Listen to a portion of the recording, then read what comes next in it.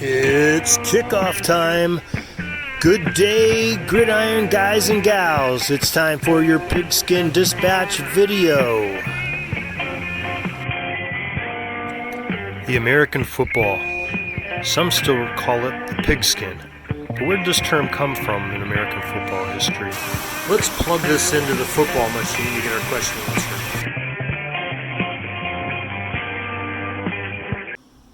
Alright, everybody watching this video right now has a big interest in a game that's ball is nicknamed the pigskin. Heck, we've even branded our website, pigskindispatch.com, and our YouTube channel around the moniker. Is a football really made from a pig's flesh? The short answer is no, not now and not ever. Cleat, it may be worse than the skin. Footballs were once made from animal bladders, and yes, more than likely, mostly from those of the swine family. The animal bladders were inflated by someone blowing them up with their own wind power. Probably not the job everybody was raising their hands for before the game. This all started in a predecessor of football, rugby, and soccer called balown. In England, played possibly as early as the 1500s. Balown was played by two teams batting an inflated pig's bladder to each other, trying to get it past their opponent's goal line, while the opponent's team was trying to do the same. In the 1820s, the U.S. and the guys at Princeton University resurrected this most ancient game on the grounds of the college for recreation.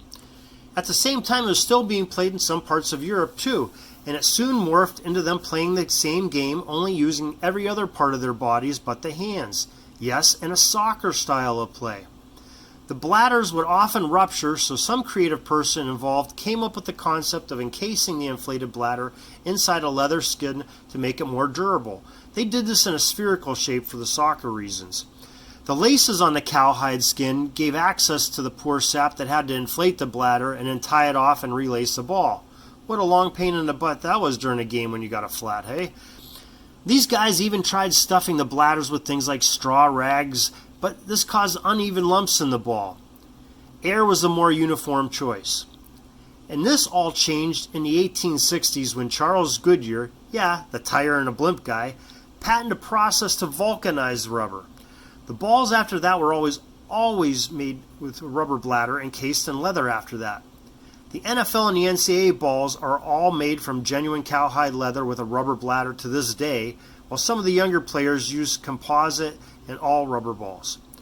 So why is a football called the pigskin? That's our original question. Well, according to 19th century football historian Park H. Davis in 1911, it is called that because when the rugby players wanted the shape of the ball to be an oval shape, like the original inflated pig's bladder because it was easier to carry and throw, rather than the spherical ball that the soccer players created with their own sewn leather case, the ball was fondly referred to as the pigskin, back to that pigskin bladder shape, and a name held up here in America, especially when rugby and soccer morphed into the football that we love in the United States. We hope that's answered your question about where did the term pigskin come from and how it relates to the game of football in America. And if you like this, we hope that you'll hit the subscribe button on this YouTube channel so you can see some of our other upcoming videos. And also don't forget to visit our website, pigskindispatch.com, for more positive football and football history. Also, you can follow us on Twitter, Instagram, and Facebook. Well, till next time, see you later.